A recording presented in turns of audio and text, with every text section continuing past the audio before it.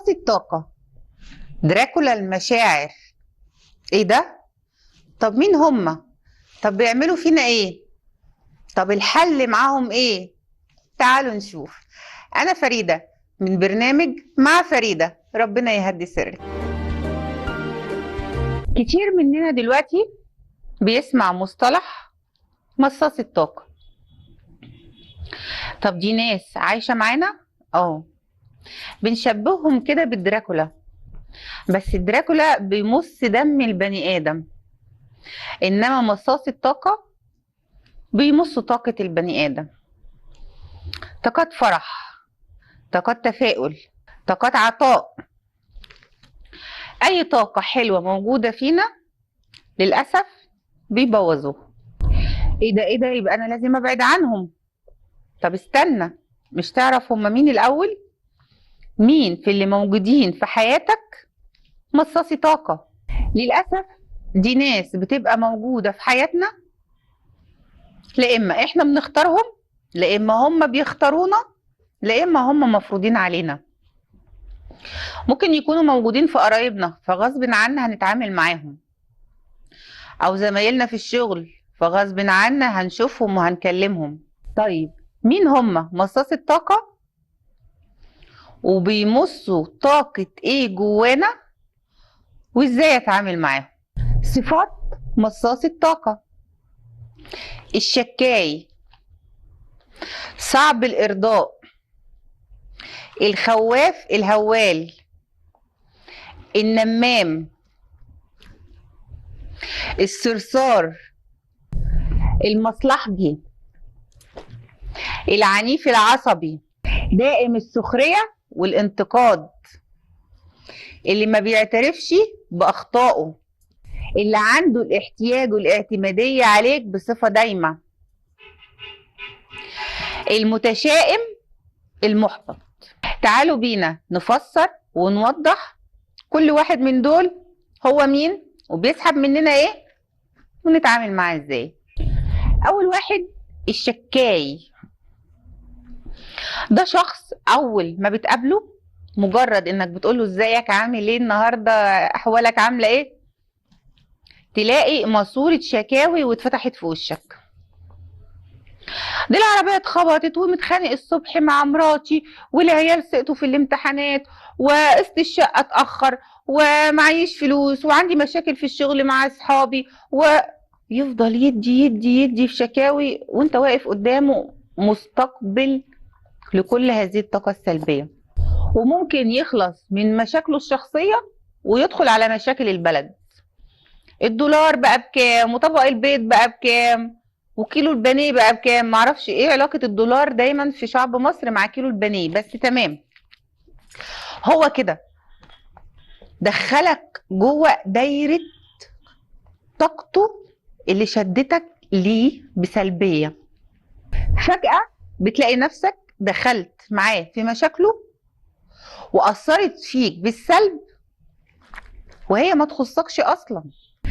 فجأة هتلاقي نفسك كنت داخل عليه مبتسم وتقول له ازيك عامل ايه انت كويس، لا انت بعد الكلام اللي هو قاله ده بدأت تفكر ايه ده انا كنت متخانق مع مراتي بالليل، ايه ده الولاد فعلا عملوا كذا، ايه ده فعلا قسط الشقة قرب، ايه ده نقل طاقته ليك رغم ان انت كنت مبتسم وكانت الحياه ماشيه، العربيه مخبوطه عادي وكنت بتدور تصلحها، قسط الشقه قرب وبتقول ربنا يسهل وحاول اجمع الفلوس قبل الميعاد، ومتخانقه مع مراتك وكنت بتفكر ازاي هتروح تصالحها.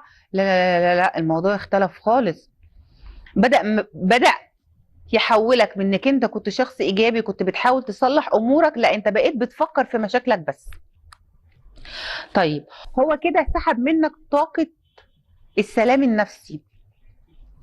انت كان عندك سلام نفسي وكنت عارف حالك ومسيستم امورك وشايف في غلاء في الاسعار، وشايف ان في قسط شقه، وشايف ان في خناقات ومشاكل في حياتك، بس ما كنتش عاملها مشكله جواك.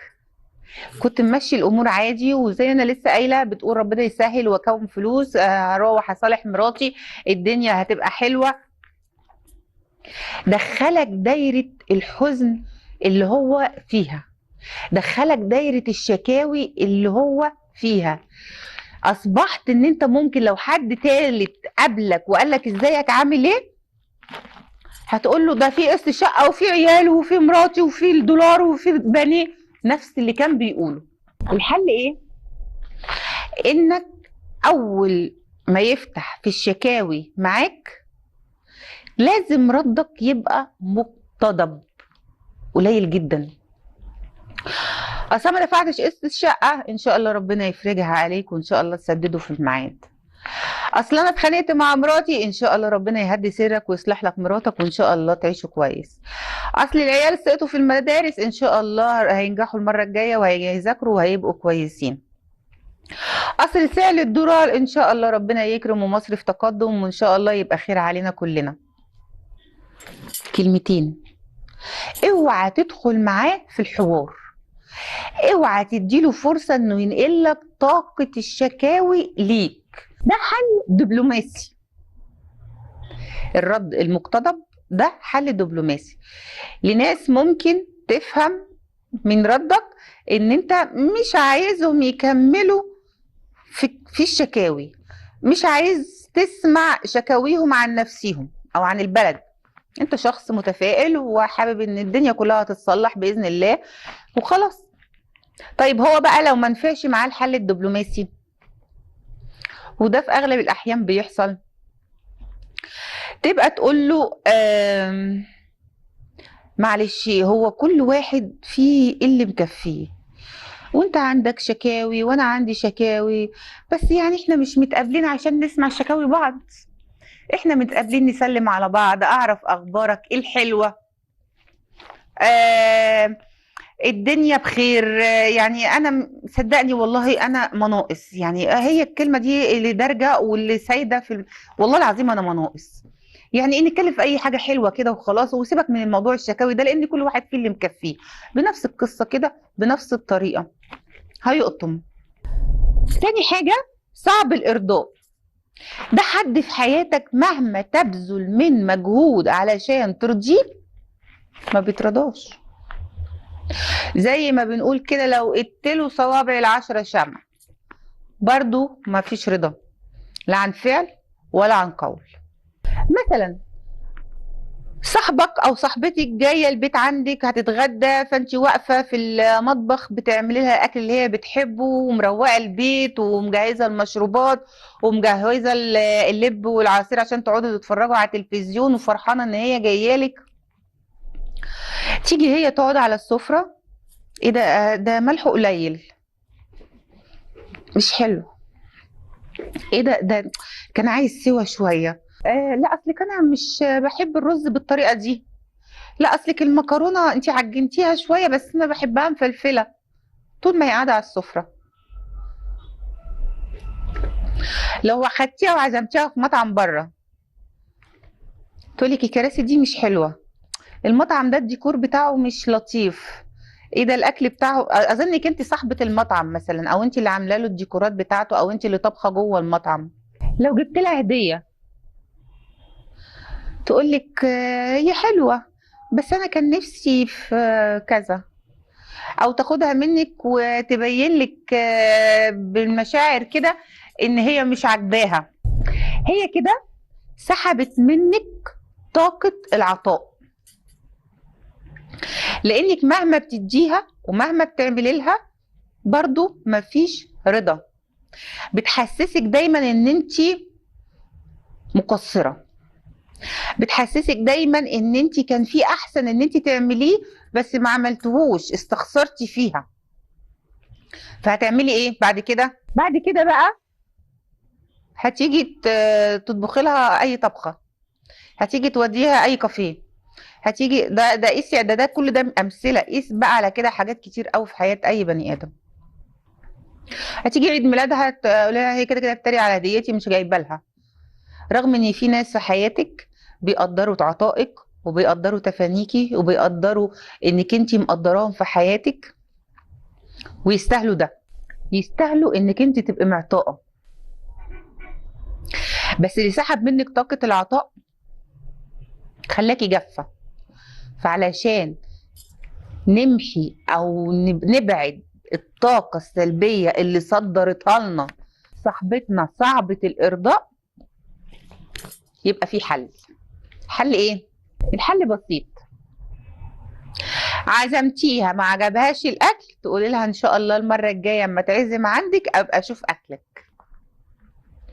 خرجتوا ما عجبهاش الكافيه، قولي لها المرة الجاية ان شاء الله ابقي اعزميني انتي عشان اشوف ذوقك. ما عجبتهاش الهدية، قولي لها ان شاء الله المرة الجاية في عيد ميلادي هشوف هديتك علشان اشوف ذوقك، طبعك، اختيارك في اختيارك في الهدية. دايما ارمي الكرة في ملعب اللي قدامك. ما عجبش اكلي يبقى وريني اكلك، ما عجبتكش عربيتي يبقى وريني عربيتك، ما عجبكش لبسي يبقى وريني لبسك. ثالث حاجة، الخواف الهوال. ده شخص اول ما تقعد معاه لازم يبين لك ان الدنيا اوه، ايه ده، ازاي، منفعش، انت مش. هديكم مثال. انا قاعده مع صاحبتي وابني جاي من الدرس الساعه 8 بالليل، هو بتقول لي هي فين ابنك؟ قلت لها ده في الدرس وراجع. راجع لوحده بالليل؟ انت مش عارفه الشوارع بقت عامله ازاي دلوقتي؟ الدنيا ما بقاش فيها امان، لحد يخطفوا لحد. مثلا قاعده مع صديق ليا بقول له انا بفكر اخد الولاد ونطلع مصيف يومين. تطلع مصيف؟ انت ما شفتش حوادث الطرق؟ ده انا كان عندي فلان صاحبي انت عارفه وهو رايح مع عياله مش عارف فين، راحت العربيه اتخبطت واتقلبت بيهم لا قدر الله بعد الشر. كل ما تعرض حاجه قدامه لازم يهول فيها قوي ويصدر لك طاقه الخوف. هو كده سحب منك طاقه الامان وصدر لك طاقه الخوف والهلع. والاغرب بقى ان ممكن مع الطاقه اللي هو بيصدرها لك ده تحولك زيه هوال وخواف. تبدأي او تبدأ تقعد مع نفسك، ايه ده ابني هيجي بالليل فعلا؟ ازاي ده يجي متأخر كده وفي خطف اطفال ولا في حد يخطفه ولا حد يخبطه ولا حد يسرقه؟ لا لا لا انا مش هوديه تاني بالليل. ايه ده صح ده الطرق والعربية ومش هينفع اسافر مع الولاد لا يحصل حاجة لا قدر الله. ايه الحل ايه؟ تفضل طاقة الطمأنينة جواك وما تخليهاش تتأثر بكلام اللي قاعد معاك. بإيه؟ ابنك جاي متأخر إن شاء الله ربنا يسلم، لا يا ستي والله الدنيا لسه بخير. وكمان عشان عايزاه يعتمد على نفسه لأن هو خلاص كبر وبعد كده هيكبر أكتر وهيتجوز ولازم يعتمد على نفسه عشان أنا أقدر أعتمد عليه. لا العربية لا، قضاء الله وقدره. هو يعني اللي هيحصل لي وانا ماشي في العربية على الطريق مش هيحصل لي وانا قاعد في البيت. ربنا كاتب كل حاجة، اللي هيموت على سريره هيموت واللي هيموت في الشارع هيموت. انت كده رسختي احساس الطمأنينة والامان جواكي. سمعتي بودانك اللي هي قالته بس ما انصعتيش عليه، ما انصعتيش معاه، وفي نفس الوقت محسستهاش او محسستهوش بالانتصار ان هو صدر لك الطاقه دي وهي استحوذت عليكي وبقيتي شبهها. رابع حاجه، النمام.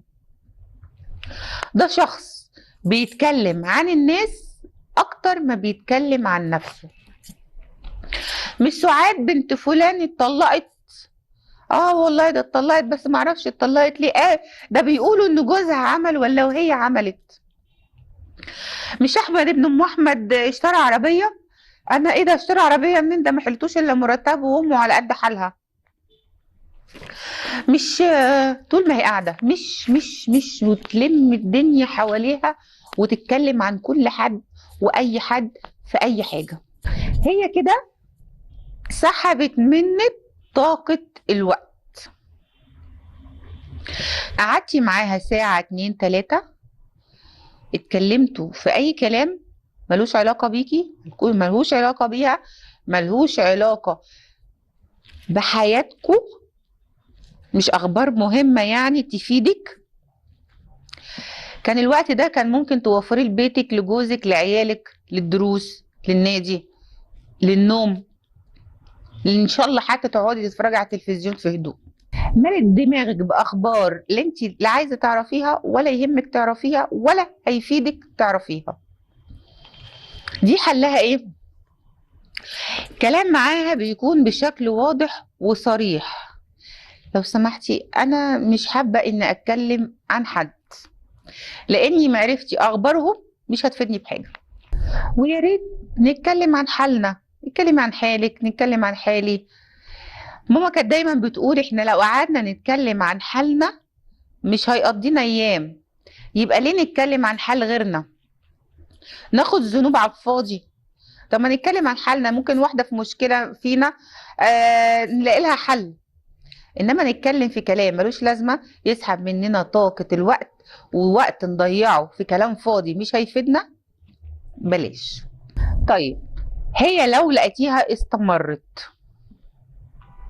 وصممت ومش قادرة تمنع نفسها، سيبي المكان وامشي. طيب عن إذنك عشان في مشوار مهم أنا افتكرته لازم أروحه دلوقتي، عن إذنك علشان خاطر أنا لازم أروح. أو لو انتوا قاعدين في بيتكم، لو انتوا قاعدين في بيتك وانت عايزة تعملي كت للموضوع ده وتقومي تشوفي اللي وراكي، لانك انت قاعده كام ساعه في كلام فارغ مش هيفيدك. هتقولي لها معلش يا فلان انا اسفه، انا مضطريه ان انا استاذن منك علشان خاطر انا هقوم اجهز الغدا، عشان انا ورايا مذاكره للولاد، علشان انا ورايا شغل لازم اعمله متاخر عليا، علشان انا لازم ابعت ايميل مهم، علشان خاطر اي حاجه، انا عايزه اخلص شغل بسرعه البيت عشان انا ورايا ميعاد دكتور. يعني بالذوق وباللطافه كده. خامس شخص هو الشخص الثرثار. ده شخص اول ما تقابليه بيبقى عباره عن راديو صوت العرب واتفتح في وشك، بيتكلم في كل حاجه وفي اي حاجه، كلام مختلف متشابك، كلام ملضوم في بعضه مش فاهمه منه حاجه. يعني مثلا ايه، فجأة بتقولك مش فلان مات الله يرحمه، والله ده كان عنده بنات وعنده والبواب بتاعه كان مش عارف ايه، وايه ده صح، ده نسيت اقولك انا كنت طابخه امبارح فاصوليا ولحمه ورز. ده انا ده مش ابني نجح صح وجاب، ده المدرس بتاعه، فاكره المدرسه انا كلمتك عنها ديت، دي طلعت كانت متطلقه وانا كنت فاكراها متجوزه، ده طلعت تلاقي ايه، تلاقيه بيتكلم عن كل حد واي حد واي حاجه، وكلام متشابك وملضوم في بعضه، ما بيديش فرصه للي قدامه ان هو يرد، غير انك يا حبيبتي بتبقي قاعده عامله كده، بتهزي في راسك ومبتسمه ابتسامه صفراء غريبه على وشك. هي بالنسبه لها مش مهم هي بتتكلم في ايه، وهل اللي بتقوله اصلا مهم ولا لا. هي عايزه تضيع وقتها وتطلع طاقتها في الكلام الكتير، هي حاسه ان هي كده بتبقى مبسوطه، بس بالنسبه لك انت بتبقي مبسوطه، هي كده سحبت منك طاقه الهدوء والوقت برضو. انت قاعده هاديه بتتفرجي على التلفزيون، بتشوفي ولادك، بتشوفي بيتك، بتطبخي، بتذاكري، بتشتغلي، فجاه تلاقي نفسك عامله زي ما يكون في افكار كتير ومشاكل كتير في عقلك، فلانه وفلان والعربيه والدرس والبواب كل اللي هي قالته دخل دماغك، عمل لك زي صداع، حاجات بتجري ورا بعضها مش عارفه تركزي. عامله زي ما هو دماغنا دي عامله زي اناء، احنا بنحط فيه شويه المذاكره، شويه البيت، وشويه الزوج، وشويه نفسي، وشويه شغلي، وشويه اهلي، وشويه اهله، حبه حاجات كده ماليه دماغنا. لما تيجي بقى هي البوتقه دي تيجي تمليها اشخاص مش مهمين ليكي، وافكار مش مهمه ليكي، ومشاكل وناس ما تعرفيهمش بس بتسمعي اخبارهم عن بعد.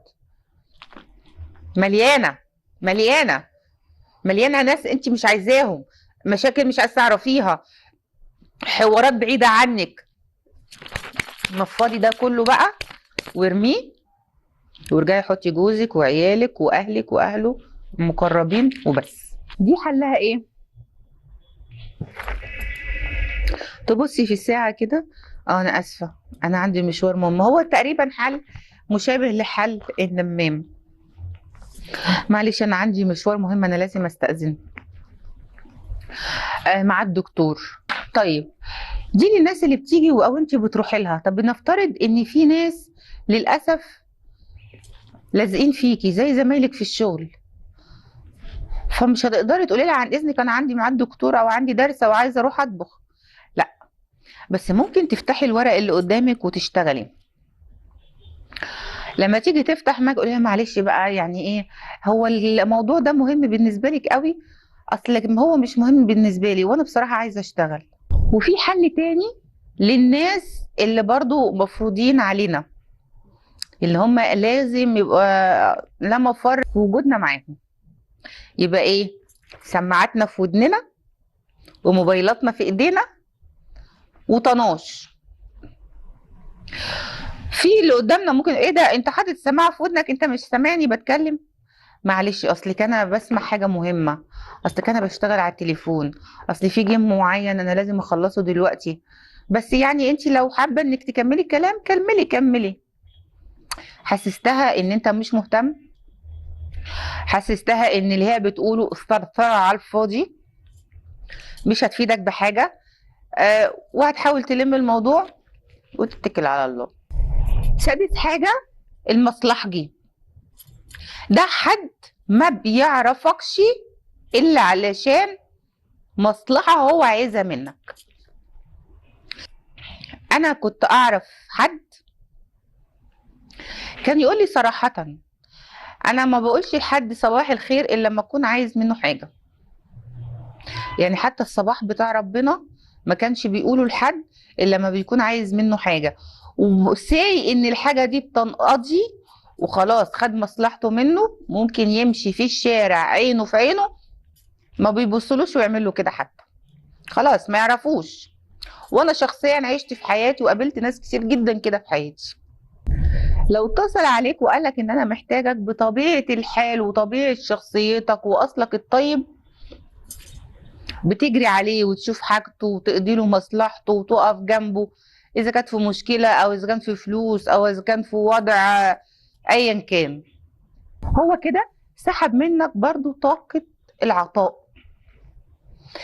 كل مع تكرار المواقف دي من الناس اللي حواليك او من شخص بعينه، انت بقيت بينك وبين نفسك بتقول هو لو اتصل بيا، لو حد اي حد اتصل بيا تاني انا مش هلبي له طلبه، انا مش هقف جنبه، انا ماليش دعوه، يروح يشوف غيري.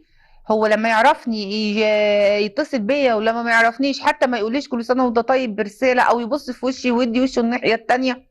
انا مش هدي لحد حاجه تاني، لا بوقت ولا بفلوس ولا ان اقف جنب حد. الحل ايه؟ اول حاجه لازم تعرف ان مش كل الناس زي الناس دي. في ناس ولاد اصول يشيلوا جميلك على دماغهم من فوق العمر كله، بس الناس دي سامه، سامه في حياتك وساحبي الطاقه منك. انما لو في شخص ده بعينه موجود في حياتك، هو لما يجي يتصل بالتليفون هو معروف ان هو ما بيتصلش بالتليفون الا لما بيكون عايز حاجه، لانه في اغلب الاحيان ما بيتصلش بيك نهائي. فبيتصل بيك امتى؟ بيتصل بيك لما يكون عايز منك حاجه. يبقى اول حاجه ما تردش على التليفون بتاعه، خلاص عملنا له بلوك ورميناه والدنيا خلاص حلوه.